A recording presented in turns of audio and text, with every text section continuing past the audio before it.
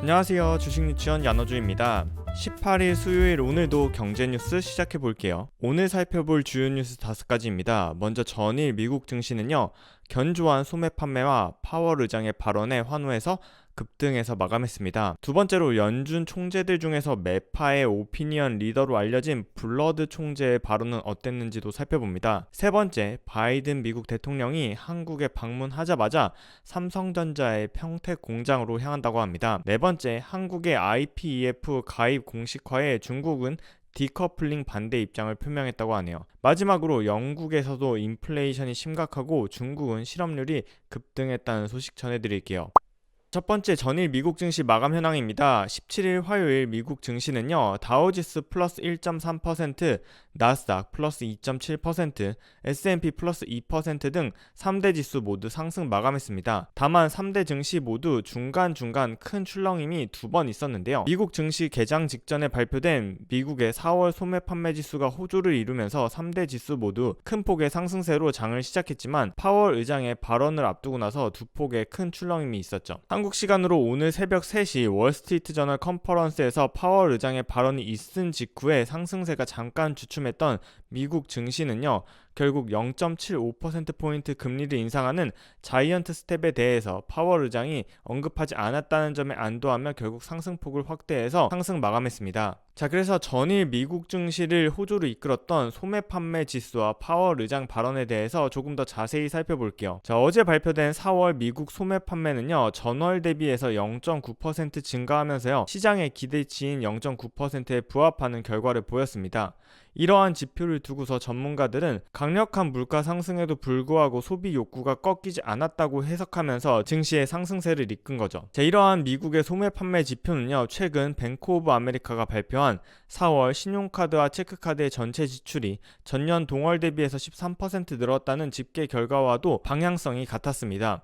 뱅크 오브 아메리카는요, 인플레이션은 높지만 소비 수요도 못지않게 강력하다고 평가해서요, 미국의 소비 수요는 인플레이션에도 불구하고 여전히 탄탄한 것으로 시장은 평가하고 있습니다. 자, 또한 오늘 새벽 3시에 파월 의장의 발언이 있었죠. 파월 의장은요, 6월과 7월에 금리를 0.5% 인상할 것을 재확인했습니다.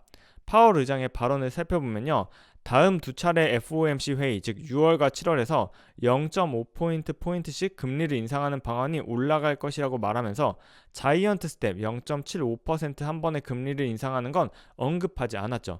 또한 연준은 인플레이션을 다시 낮추겠다는 의지와 도구를 모두 갖고 있다고 발언하기도 했습니다. 또한 파월 의장은요, 연착륙도 자신했는데요. 이번 연설에서 연준이 급격한 금리 인상을 통해서 미국 내 대량 실업을 유발하지 않고도 경제를 안착시킬 수 있는 연착륙에 성공할 것이라고 자신했습니다. 자, 이렇게 미국의 소비는 여전히 견조하고 파월 의장이 연착륙을 자신하면서 3대 지수가 모두 상승한 거죠.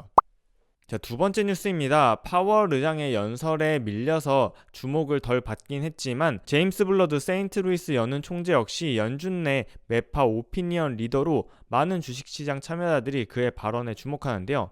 블러드 총재도 어제 연설이 있었죠. 그는 연설에서 다음 연방공개시장위원회 즉 FOMC에서 50bp 금리를 인상하게 될 것으로 보인다고 말했습니다.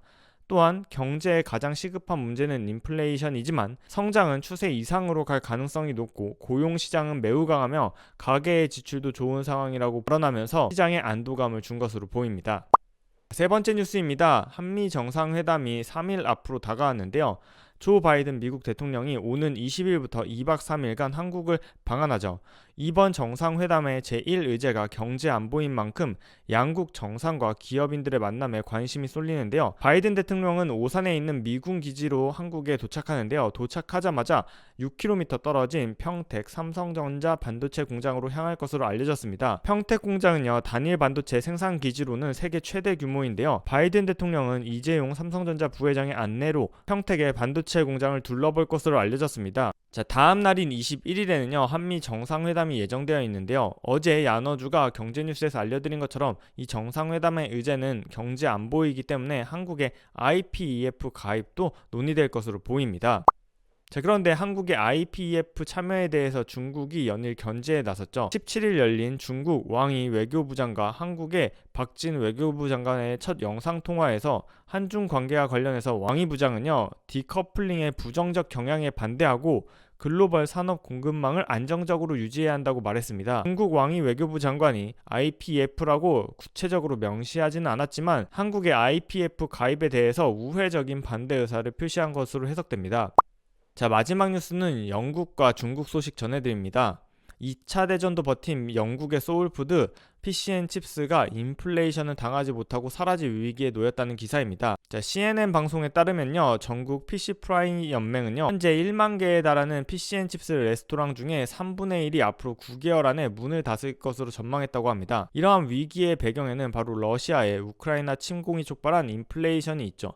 피쉬앤칩스의 주 재료인 대구와 식용유의 가격이 크게 올랐기 때문인데요. 대구의 40%는 러시아 해역에서 생산되기 때문에 최근 가격이 크게 올랐고, 특히 튀기는 데 필요한 식용유 가격도 크게 올랐다고 합니다. 유엔 식량농업기구에 따르면요, 최근 1년 동안 식물성 기름 가격은 무려 50% 올랐다고 하는데요. 저도 최근에 마트에서 식용유 사려고 하다 보니까 몇 달 전에 산 가격보다 4,000원에서 5,000원 정도 올랐던 걸 확인할 수 있죠. 자, 이렇게 식용유 가격이 크게 상승하는 이유, 바로 우크라이나는 식용유의 일종인 해바라기 씨를 제조하는 데 쓰이는 해바라기 씨를 세계에서 가장 많이 수출하기 때문인데요. 이에 더불어서 또 다른 식용유인 팜유도 인도네시아가 수출을 전격적으로 금지하면서 팜유 가격도 치솟은 상황입니다. 자, 다음으로 중국의 청년 실업이 최악이라는 뉴스도 전해드릴게요. 상하이 등 주요 경제권 봉쇄 여파로 중국의 실업률이 2년여 만에 최고치를 기록했다고 합니다.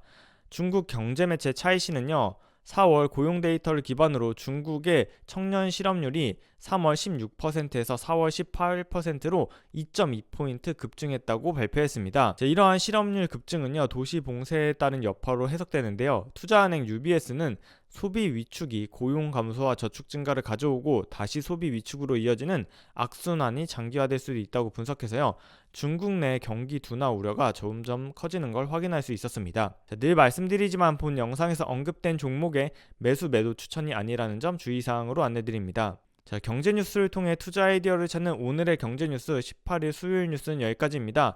오늘도 야너주와 함께 경제 뉴스 공부해 주셔서 감사하고요. 저는 오늘 마감 시황으로 돌아올게요. 그럼 마감 시황에서 만나요. 안녕.